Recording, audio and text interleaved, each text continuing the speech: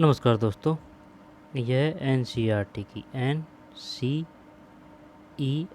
की कक्षा 8 की पास पाठ्यपुस्तक है ज्योग्राफी की।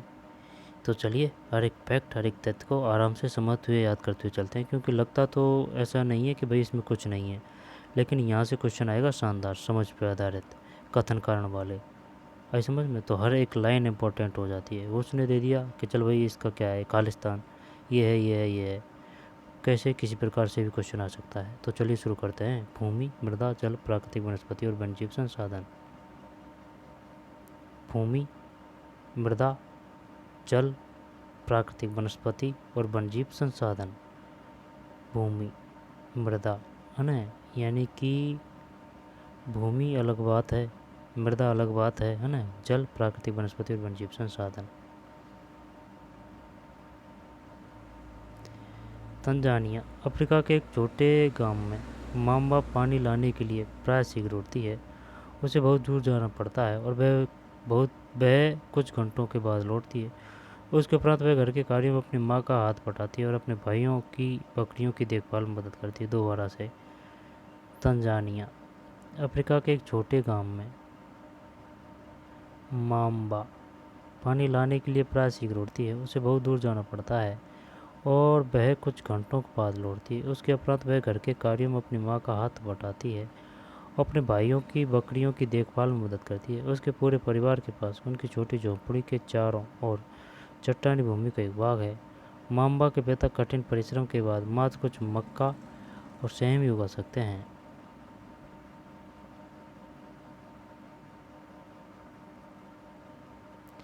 उसके पूरे परिवार के पास उनकी छोटी झोंपड़ी के चारों ओर चट्टानी भूमि का एक भाग है। माम्बा के पिता कठिन परिश्रम बहुत लुभावनी और बहुत मधुर और बहुत मीठी चीज़ है। माम्बा के पिता कठिन परिश्रम के बाद कुछ मक्का और सेम ही उगा सकते हैं, फिर भी यह उनके परिवार के साल भर के खाने के लिए पर्याप्त नहीं है। पीटर न्यूजीलैंड के भेड़ पालन प्रदेश के मध्यवर्ती भाग में रहता है, जहां उसका परिवार ऊन प्रक्रमण करने का कारखाना चलाता है। ऊन प्रक्रमण। प्रतिदिन जब पीटर स्कूल से लौटता है तो वह अपने चाचा को अपनी भेड़ों की देखभाल करते हुए देखता है। उनका भेड़ों का बाड़ा कुछ दूरी पर पहाड़ियों से लगे विस्तृत घास के मैदान पर स्थित है। वह नवीनतम प्रौद्योगिकी का उपयोग करते हुए एक वैज्ञानिक विधि से इसका प्रबंधन किया जाता है। पीटर का परिवार जैविक कृषि द्वारा सब्जियां भी उगाता है। मामा और पीटर विश्व के दो विभिन्न स्थानों में रहते हैं और उनके जीवन व्यतीत करने में बहुत अंतर है।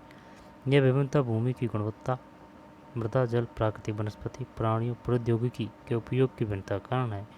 इन स्थानों का एक दूसरे से भिन्न होने का मुख्य कारण इस प्रकार के संसाधनों की उपलब्धता है। और कुछ करके सीखें। जिस प्रदेश में आप रहते हैं उस प्रदेश में भूमि, मृदा के प्रकार तथा जल उपलब्धता का परीक्षण करें। और कुछ करके सीखें। जिस प्रदेश में आप रहते हैं उस प्रदेश में भूमि, मृदा के प्रकार तथा जल उपलब्धता का परीक्षण करें। अपनी कक्षा में परिचर्चा करें कि किस प्रकार लोगों की जीवन शैली इनके द्वारा प्रभावित हुई है।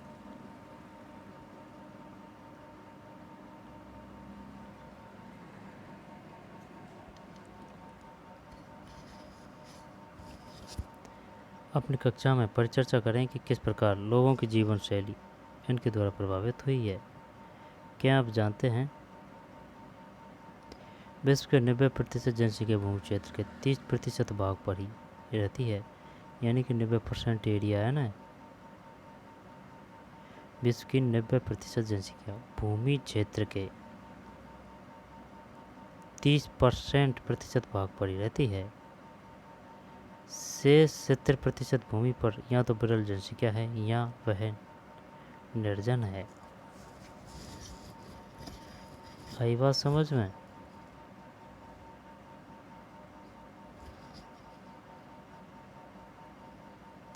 विश्व की 90% जनसंख्या भूमि क्षेत्र के 30% भाग पर ही रहती है। शेष 70% भूमि पर या तो विरल जनसंख्या है या वह निर्जन है।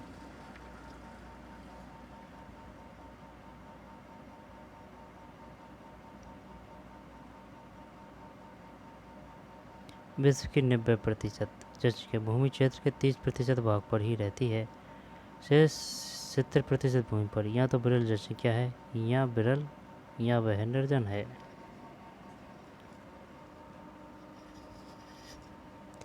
क्वेश्चन क्या पूछेगा वो ये पूछेगा, ये बताइए विश्व के कितने प्रतिशत क्षेत्र पर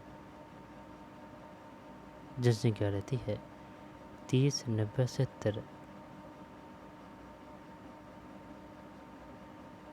30% भाग पर रहती है, जबकि शेष 70% भूमि पर या तो विरल जनसंख्या है या विरल निर्जन है। ये भूमि की बात कर रहा है, न कि जल की।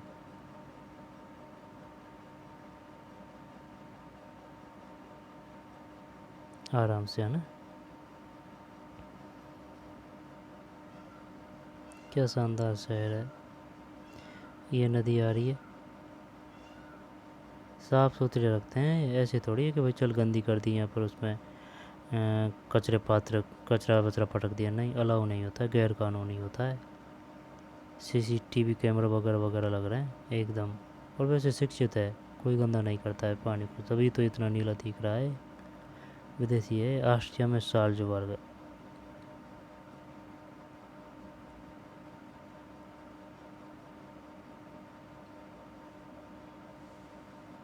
भीड़ भाड़ वाला इलाके नहीं है, आराम से खुली हुई जगह, चौड़ी चौड़ी जगह वगैरह वगैरह है। इधर भी यानी फैले फैले हुए बस रहे हैं। ऑस्ट्रिया में साल्ज़बर्ग। इस क्षेत्र में आप भूमि के कितने उपाय उपयोग पहचान सकते हैं।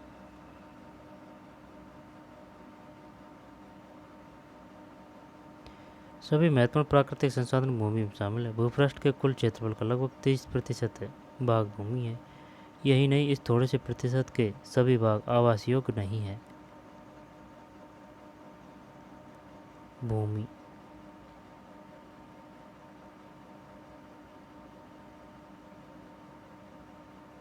भूमि, मृदा, जल, प्राकृतिक वनस्पति और वन्यजीव संसाधन।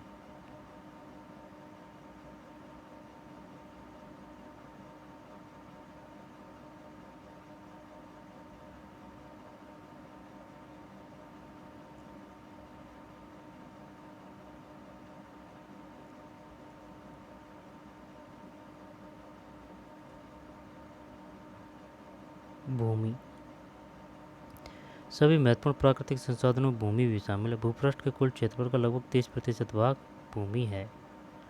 यही नहीं, इस थोड़े से प्रतिशत के भी सभी भाग आवास योग्य नहीं है।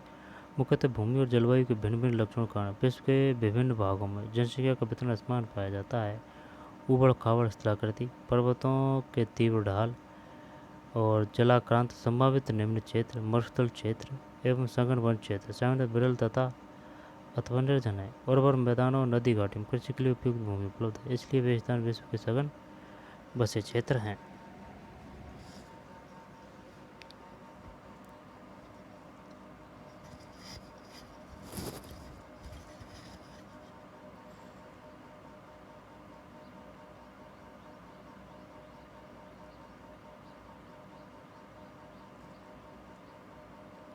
सभी महत्वपूर्ण प्राकृतिक संसाधन भूमि भी शामिल है। भूपृष्ठ के कुल क्षेत्रफल का लगभग 30% भाग भूमि है। यही नहीं, इस थोड़े से प्रतिशत में भी सभी भाग आवास योग्य नहीं है। मुख्यतः भूमि और जलवायु के भिन्न भिन्न लक्षणों के कारण विश्व के विभिन्न भागों में जनसंख्या का वितरण असमान पाया जाता है। उबड़ खाबड़ स्थलाकृति, पर्वतों के तीव्र ढाल, जलाक्रांत संभावित निम्न क्षेत्र, मरुस्थल क्षेत्र एवं सघन वन क्षेत्र सामान्यतः विरल अथवा निर्जन है। उर्वर मैदानों और नदी घाटियों कृषि के लिए उपयुक्त भूमि उपलब्ध है। उर्वर मैदानों और नदी घाटियों में, इसलिए स्थान विश्व के सघन वसे क्षेत्र हैं। ठीक है ना। मैदान और नदी घाटियों क्षेत्र। भूमि उपयोग, भूमि का उपयोग विभिन्न कार्यों के लिए किया जाता है, जैसे कि कृषि, वानिकी, खनन, सड़कों और उद्योगों की स्थापना। साधारणतः इसे भूमि उपयोग कहते हैं। भूमि उपयोग किसे कहते हैं।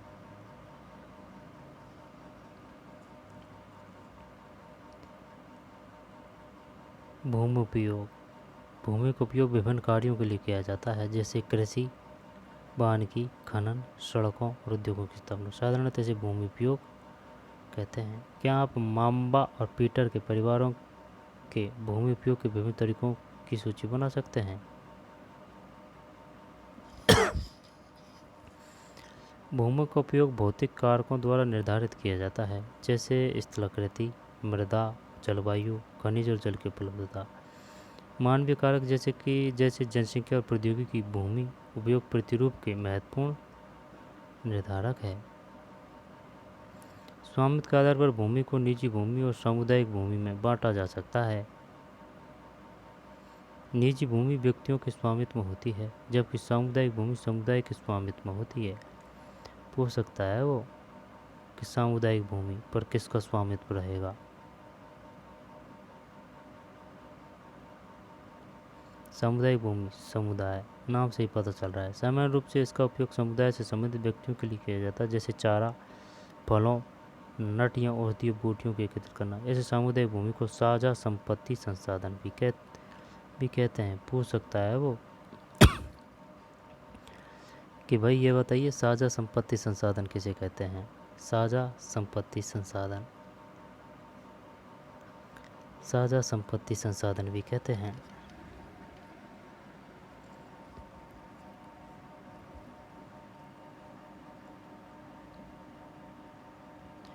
साझा संपत्ति संसाधन भी कहते हैं।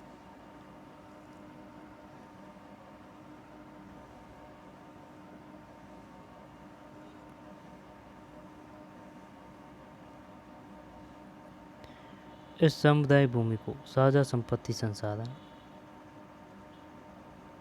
भी कहते हैं। जनसंख्या और उनकी मांग सदैव बढ़ती रहती है, लेकिन भूमि की उपलब्धता सीमित है। स्थान के अनुसार भूमि की गुणवत्ता में अंतर होता है। लोगों ने सामुदायिक भूमि पर व्यापारिक क्षेत्र बनवाने, नगरीय क्षेत्रों में घर बनाने, ग्रामीण क्षेत्रों में कृषि भूमि का विस्तार करने के लिए अनधिकृत हस्तक्षेप करना शुरू कर दिया है। जनसंख्या और उनकी मांग सदैव बढ़ती रहती है, लेकिन भूमि की उपलब्धता सीमित है। स्थान के अनुसार भूमि की गुणवत्ता में अंतर होता है। लोगों ने सामुदायिक भूमि पर व्यापारिक क्षेत्र बनवाने, नगरीय क्षेत्रों में घर बनाने और ग्रामीण क्षेत्रों में कृषि भूमि का विस्तार करने अनधिकृत हस्तक्षेप करना शुरू कर दिया है। आज भूमि उपयोग प्रतिरूप में व्यापक परिवर्तन हमारे समाज में सांस्कृतिक परिवर्तनों को दर्शाते हैं। वर्तमान में कृषि और निर्माण संबंधी गतिविधियों के प्रसार के कारण निम्नीकरण, भूस्खलन, मृदा अपरदन, मरुस्थलीकरण पर्यावरण के लिए प्रमुख खतरा है। वर्तमान में कृषि और निर्माण संबंधी गतिविधियों के प्रसार के कारण निम्नीकरण, भूस्खलन, मृदा अपरदन, मरुस्थलीकरण पर्यावरण के लिए प्रमुख खतरा है। निम्नीकरण क्या है भाई?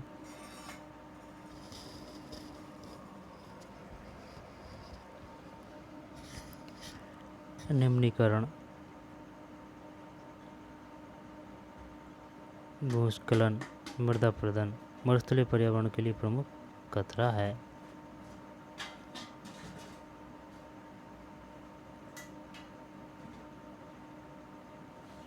एक हल है, ये झोपड़ी है, ये गांव है पुराना 90 के दशक में, यहाँ पर 1960-70 है ना। हाँ, और ये आपका वर्तमान का समझ सकते हैं अपन 2019 से 23, यहाँ पर 16-17। और ये गांव की तस्वीर है, पुरानी नई। जब ये बड़ी स्थिति थी 1950-60 से 2000 के लगभग, और ये 2000 से 2023 तक, 2000 से मान सकते हैं ऐसी स्थिति, क्योंकि अब गांव भी विकसित हो चुके हैं। गांवों में अच्छे अच्छे मकान बन चुके हैं, काफ़ी कृषि संसाधन आ चुके हैं, ठीक है ना, लाइट आ चुकी है और काफ़ी उद्योग धंधे विकसित हो चुके हैं। पहले मोबाइल नहीं थे, अब मोबाइल है।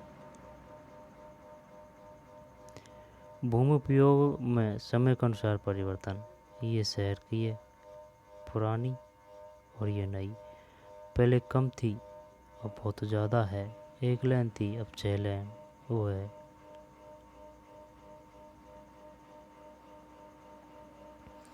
भूमि संसाधन का संरक्षण। बढ़ती जनसंख्या तथा इसकी बढ़ती मांगों के कारण वन भूमि और कृषि योग्य भूमि का बड़े पैमाने पर विनाश हुआ है। इससे इस प्राकृतिक संसाधन के समाप्त होने का डर पैदा हो गया है, इसलिए विनाश की वर्तमान दर को अवश्य रोकना चाहिए। वन रोपण, भूमि उद्धार, रासायनिक कीटनाशकों और उर्वरकों के विनियमित उपयोग तथा अतिचारण पर रोक आदि भूमि संरक्षण के प्रयुक्त सामान्य तरीके हैं। मृदा।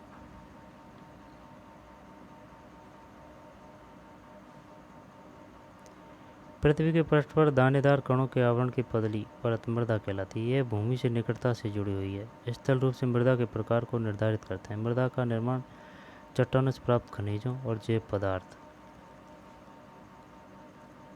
पृथ्वी के पृष्ठ पर पूछ सकता है वो मृदा किसे कहते हैं। पृथ्वी के पृष्ठ पर दानेदार कणों के आवरण की पतली परत मृदा कहलाती है। पृथ्वी के पृष्ठ पर मृदा कहाँ पाई जाती है? पृथ्वी के पृष्ठ पर दानेदार कणों के आवरण की पतली परत मृदा कहलाती है। यह भूमि से निकटता से जुड़ी है। स्थल रूप मृदा के प्रभाव को निर्धारित करते हैं। मृदा का निर्माण चट्टानों से प्राप्त खनिजों और जैव पदार्थों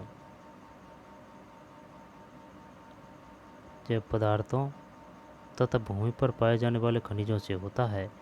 यह अपचय की प्रक्रिया के माध्यम से बनती है। खनिजों और जैव पदार्थों का सही मिश्रण मृदा को उपजाऊ बनाता है।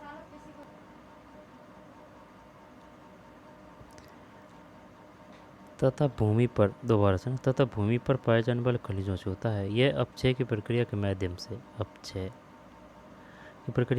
बनती है। खनिज और जैव पदार्थों का सही मिश्रण मृदा को उपजाऊ बनाता है। ठीक, अब देख लेते हैं। क्या आप जानते हैं केवल 1 सेंटीमीटर मृदा को बनने में सैकड़ों वर्ष लग जाते हैं। मृदा का निर्माण किन किन से होता है? जनक सेल, रंग, गठन, रासायनिक गुणधर्म, खनिज, मात्रा, पारगम्यता को निर्धारित करती है। उच्च तुंगता और ढाल मृदा के संचय को निर्धारित करते हैं।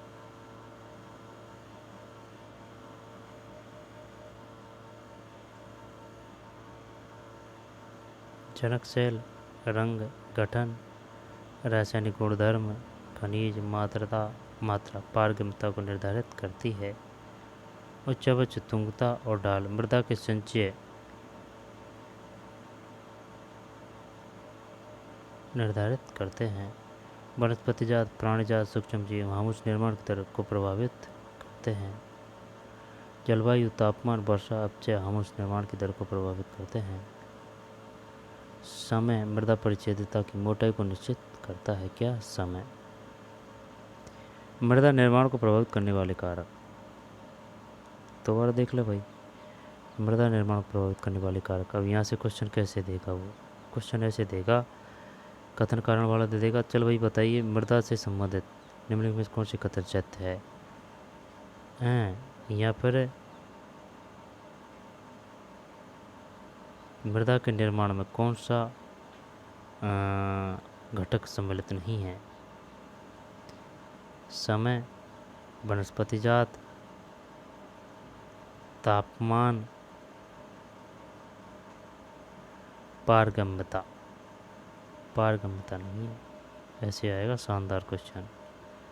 जनक सेल है, रंग है, गठन है, रासायनिक गुणधर्म है, खनिज है ना। जनक सेल, रंग, गठन, रासायनिक गुणधर्म, खनिज, मात्रा, पारगम्यता को निर्धारित करती है।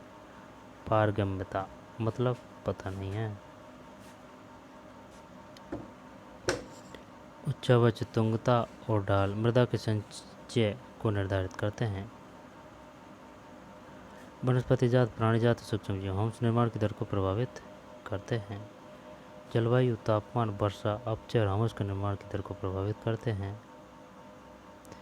समय मृदा परिच्छेदिका की मोटाई को निश्चित करता है। मृदा निर्माण को प्रभावित करने वाले कारक।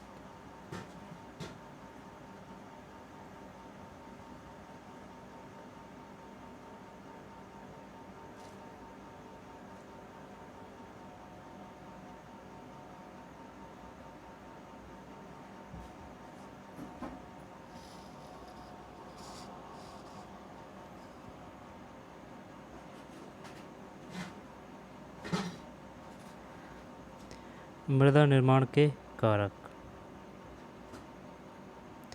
मृदा निर्माण के मुख्य कारक जनक सेल का स्वरूप और जलवायु कारक। मृदा निर्माण के अन्य कारक स्थलाकृति, जैव पदार्थों की भूमिका और मृदा निर्माण के संगठन में लगा समय। अलग अलग स्थानों में ये भिन्न भिन्न है। मृदा निर्माण के कारक। मृदा निर्माण के मुख्य कारक जनक सेल का स्वरूप और जलवायवीय कारक है। मृदा निर्माण के अन्य कारक स्थलाकृतियाँ, जैव पदार्थों की भूमिका और मृदा निर्माण के संगठन में लगा समय है। अलग अलग स्थानों में ये भिन्न भिन्न है। मृदा निर्माण कारक। मृदा का निम्नीकरण और संरक्षण के उपाय। मृदा अपरदन और क्षीणता। मृदा संसाधन के लिए दो मुख्य खतरे हैं। मानवीय और प्राकृतिक दोनों ही कारकों से मृदाओं का निम्नीकरण हो सकता है। मृदा के निम्नीकरण में सहायक कारक वनोन्मूलन, अतिचारण, रासायनिक उर्वरकों और कीटनाशक अत्यधिक।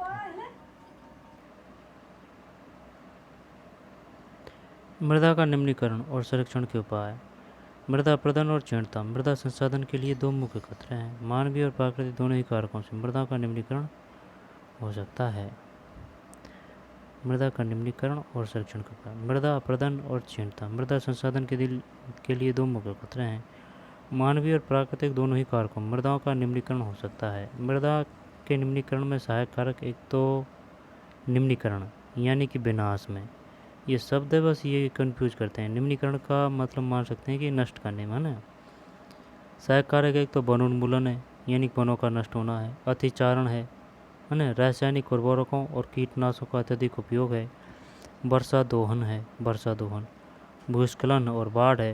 मृदा संरक्षण की कुछ विधियां निम्न प्रकार है। मल्च बनाना। मल्च बनाना। मृदा का निम्नीकरण और संरक्षण का उपाय, है ना, दोबारा देखते हैं। मृदा अपरदन और क्षीणता। मृदा संसाधन के लिए दो मुख्य खतरे हैं। मृदा अपरदन और क्षीणता। मानवीय और प्राकृतिक दोनों ही कारकों से मृदाओं का निम्नीकरण हो सकता है, ठीक है ना, चाहे मानवीय या फिर प्राकृतिक। मृदा के निम्नीकरण यानी कि नष्ट करने में सहायक कारक एक तो वनोन्मूलन है, अतिचारण है यानी ढोरों को चराना, जानवरों को, रासायनिक उर्वरकों, कीटनाशकों का अत्यधिक उपयोग, वर्षा दोहन, भूस्खलन और बाढ़ है। मृदा संरक्षण की कुछ विधियां निम्न प्रकार है। विधियों पढ़ने से पहले जो रहा है उनको देख लेते हैं। क्रियाकलाप।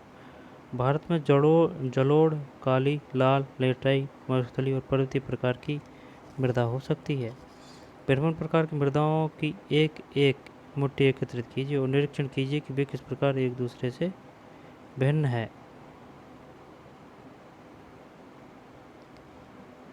मृदा किन किन से बनती है? जनक सेल रंग, गठन, रासायनिक गुणधर्म, खनिज, मात्रा, पारगम्यता को निर्धारित करती है। जलवायु, तापमान, वर्षा, अपचय, ह्यूमस निर्माण की दर को प्रभावित करते हैं। उच्चावच, तुंगता और ढाल मृदा के संचयन को निर्धारित करते हैं। उच्चावच, तुंगता। तुंगता मतलब वनस्पति जात, प्राणी जात, सूक्ष्म जीव ह्यूमस निर्माण की दर को प्रभावित करते हैं। समय मृदा परिच्छेदिका की मोटाई को निश्चित करता है। क्या आप जानते हैं केवल 1 सेंटीमीटर मृदा को बनने में सैकड़ों वर्ष लग जाते हैं। अपचय, तापमान परिवर्तन, तुषार क्रिया, पौधों, प्राणियों और मनुष्यों के क्रियाकलाप द्वारा अनावृत सेलों का टूटना और क्षय होना। अपचय किसे कहते हैं? तापमान परिवर्तन, तुषार क्रिया, पौधों, प्राणियों और मनुष्य के क्रियाकलाप और अनावृत सेलों का टूटना और क्षय होना। मृदा परिच्छेदिका सबसे ऊपर है ह्यूमस और वनस्पति के साथ ऊपरी मृदा। इसके बाद में बालू, गाद, क्ले के साथ मृदा, अपसे चट्टानी मृदा, जनक चट्टानें। जनक चट्टानें ह्यूमस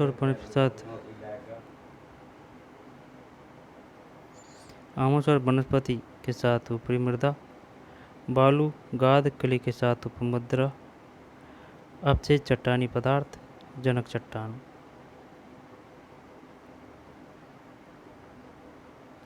प्रतिधारी दीवार। भूस्खलन। भूस्खलन को सामान्य रूप से सैल, मलबा या ढाल से गिरने वाली मिट्टी के वृहद संचलन के रूप में परिभाषित किया जाता है। वे प्राय भूकंप, बाढ़ और ज्वालामुखी के साथ घटित होते हैं। लंबे समय तक भारी मृदा होने से भूस्खलन होता है। भूस्खलन को सामान्य रूप से सैल, मलबा या ढाल से गिरने वाली मिट्टी के वृहद संचलन के रूप में परिभाषित किया जाता है। क्वेश्चन आ सकता है यहाँ से भूस्खलन। वे प्राय भूकंप, बाढ़, ज्वालामुखी के साथ घटित होते हैं। बताइए निम्नलिखित में से वह कौन सी क्रिया है जो भूकंप, बाढ़ और ज्वालामुखी के साथ क्रिया होती है? भूस्खलन, भूकंप, बाढ़, ज्वालामुखी। लंबे समय तक भारी वर्षा होने से भूस्खलन होता है। यह नदी के प्रवाह को कुछ समय के लिए अवरुद्ध कर देता है। नदी अवरुद्धता के अचानक फूट पड़ने से निचली घाटियों के आवासों में विध्वंस आ जाता है। पहाड़ी भूभाग में भूस्खलन एक मुख्य और विस्तृत रूप से फैली प्राकृतिक आपदा है। पहाड़ी आपदा जो प्राय जीवन और संपत्ति को आघात पहुंचाती है और चिंता का एक मुख्य विषय है। भूस्खलन, अब ये भूस्खलन हुआ है ये, यानी यहाँ से ये पर्वत खिसक गया। अब इसके सामने जो आए, जो सब बह गए, चाहे वो बिल्डिंग हो, मकान हो, कुछ भी हो। एक बिल्डिंग तो यहीं बन रही है, ये इतनी बड़ी ऊंची।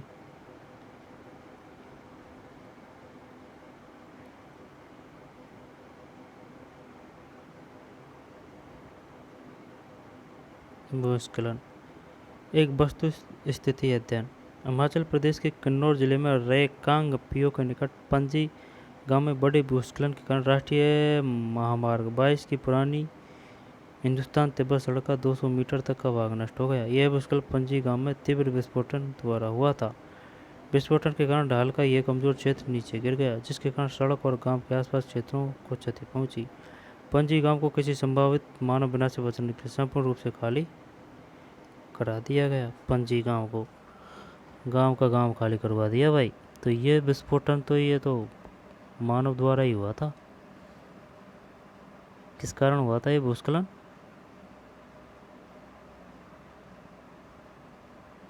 ये भूस्खलन पंजी गांव में तीव्र विस्फोटन द्वारा हुआ था। भाई पहाड़ों में विस्फोट भी तो करते हैं, इस वजह से हुआ था ये, जिसके कारण सड़क और गांव के आसपास क्षेत्र को क्षति हुई। पंजी गांव को किसी संभावित मानव विनाश से बचाने के लिए पूर्ण रूप से खाली करा दिया गया था। न्यूनीकरण क्रियाविधि। वैज्ञानिक प्रविधियों के विकास से हमें समझने की शक्ति मिलती है कि भूस्खलन उत्पन्न होने के कौन कौन से कारक हैं, उनका प्रबंधन कैसे करना है। भूस्खलन को रोकने की मुख्य प्रविधियाँ निम्न है। भूस्खलन प्रभावित क्षेत्रों को मानचित्र बनाकर उसमें प्रभावित होने वाले स्थानों को इंगित करना। इस प्रकार इन क्षेत्रों को आवास बनाने के लिए छोड़ा जा सकता है। इसमें प्रभावित होने वाले स्थानों को इंगित करना। इस प्रकार इन क्षेत्रों को आवास बनाने के लिए छोड़ा जा सकता है। भूमि को खिसकने से बचाने के लिए प्रतिधारी दीवार का निर्माण। प्रतिधारी भूस्खलन को रोकने का सबसे प्रभावी तरीका वनस्पति आवरण में वृद्धि है। सतही अपवाह तथा झरना प्रभावों के साथ भूस्खलन की गतिशीलता को नियंत्रित करने के लिए पृष्ठीय अपवाह नियंत्रण उपाय क्रियान्वित करना। सतही अपवाह तथा झरना प्रभावों के साथ साथ भूस्खलन की गतिशीलता को नियंत्रित करने के लिए पृष्ठीय अपवाह नियंत्रण उपाय क्रियान्वित किए गए हैं। प्रतिधारी दीवार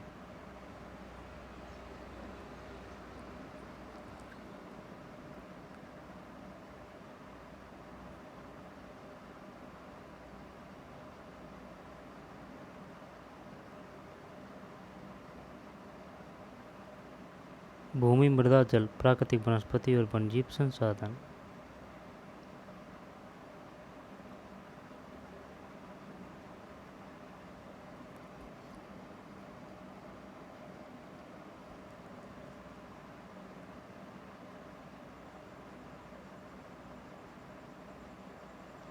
भूमि संसाधन का संरक्षण। मृदा, भूस्खलन,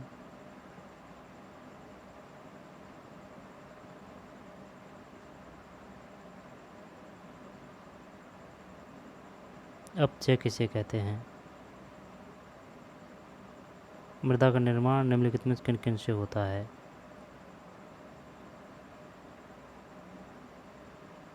भारत में कितने प्रकार की मिट्टी पाई जाती है? निम्न में से कौन सी मिट्टी भारत में नहीं पाई जाती है? जलोढ़ है, काली है, लाल है, लेटराइट है, मरुस्थलीय और पर्वतीय है। कितनी प्रकार की पाई जाती है भाई? अब पढ़ते हैं विधियाँ ना। मल्च बनाना। मल्च बनाना क्या है? पौधों के बीच अनावृत भूमि जैव पदार्थ जैसे प्रवाल से ढक दी जाती है। इससे मृदा की आर्द्रता रुकी रहती है। जैव पदार्थ जैसे प्रवाल से ढक दी जाती है, इससे मृदा की आर्द्रता रुकी रहती है। समोच्च रेखीय जुताई। फसल है, इसमें अलग कलर की है, इसमें अलग कलर की है, इसमें अलग कलर की है, इसमें अलग कलर की है ना। समोच्च रेखीय जुताई। बेदी का फार्म।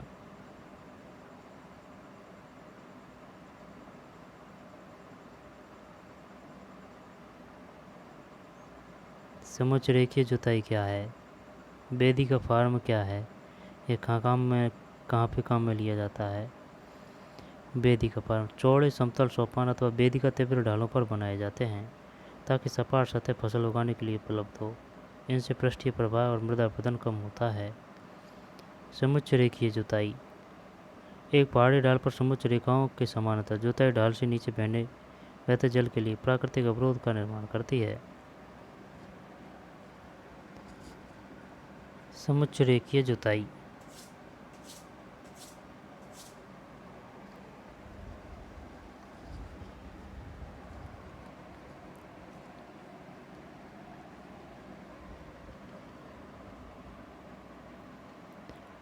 समोच्च रेखीय जुताई। एक पहाड़ी ढाल पर समोच्च रेखाओं के समानांतर जुताई ढाल से नीचे बहते जल के लिए प्राकृतिक अवरोध का निर्माण करती है। यह बेदी का फार्म, समोच्च रेखीय जुताई,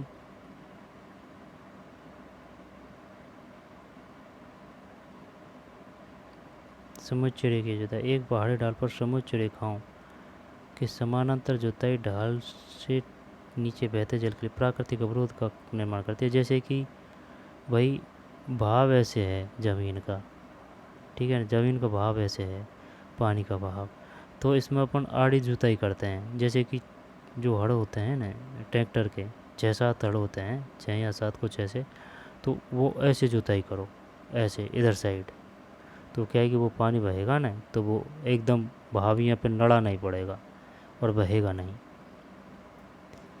समोच्च रेखीय जुताई। रक्षक मेखलाएँ। तटीय प्रदेशों शुष्क प्रदेशों में पवन गति रोकने के लिए वृक्ष कतारों में लगाए जाते हैं ताकि मृदा आवरण को बचाया जा सके। रक्षक मेखलाएँ। ये रक्षक मेखला है भाई, ये रक्षक मेखला है, और ये बेदी का फार्म है, और ये समोच्च रेखीय जुताई है। आगे चलते हैं। समोच्च रेखीय रोधिकाएँ। रोधिकाएँ मेखलाएँ अलग है, समोच्च रेखीय जुताई अलग है, बेदी का फार्म अलग है, और ये क्या है? समोच्च रेखीय रोधिकाएँ। समुच्च समुच्च रेखाओं पर रोधिकाएँ बनाने के लिए पत्थरों, घास, मृदा का उपयोग किया जाता है। रोधिकाओं के सामने जल एकत्र करने के लिए खाइयाँ बनाई जाती है। क्रियाकलाप ए और पे। एक ही आकार की ए और बे 2 ट्रेन लीजिए। इन ट्रेन के अंत में 6 छेद बनाइए और इन्हें बराबर मात्रा में मृदा से भरिए। ए ट्रे की मृदा को खाली छोड़ दीजिए, जबकि वेट ट्रे में गेहूँ अथवा चावल के दाने लगाइए। बाद में वेट ट्रे के दाने उगकर कुछ ऊंचे हो जाते हैं। अब दोनों ट्रे को ऐसे रखिए कि वे एक ढाल पर हो। दोनों ट्रे में बराबर ऊंचाई से एक और से मग से जल डालते हैं। दोनों ट्रे के छिद्रों से निकलने वाली पंक्ति में जल को जो अलग अलग डिब्बों में एकत्र करें और तुलना करें कि प्रत्येक ट्रे में कितनी मृदा बह गई। इसमें से ज़्यादा मृदा वही है भाई, क्योंकि पेड़ नहीं है ना, इस वजह से। चट्टान बांध। यह जल के प्रवाह को कम करने के लिए बनाए जाते हैं। यह नालियों की रक्षा करते हैं और मृदा क्षति को रोकते हैं। बीज की फसल उगाना। वर्षा धोने से मृदा को सुरक्षित रखने के लिए अलग अलग समय पर भिन्न भिन्न फसलें एकांतर कतारों में उगाई जाती है। क्या आप क्या आप जानते हैं वर्ष 1975 में मानव उपयोग के लिए जल की खपत 3,850 घन किलोमीटर वर्ष थी, जो वर्ष 2000 में बढ़कर 6,000 घन किलोमीटर वर्ष से भी अधिक हो गई।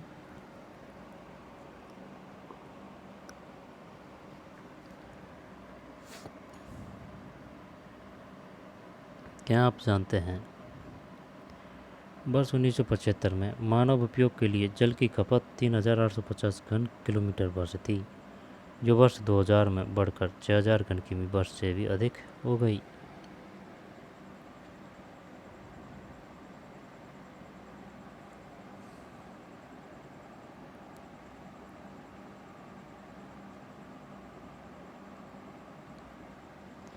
क्या आप जानते हैं वर्ष 1975 में मानव उपयोग के लिए जल की खपत 3,850 घन किमी वर्ष थी, जो वर्ष 2000 में बढ़कर 6,000 घन किमी वर्ष से भी अधिक हो गई।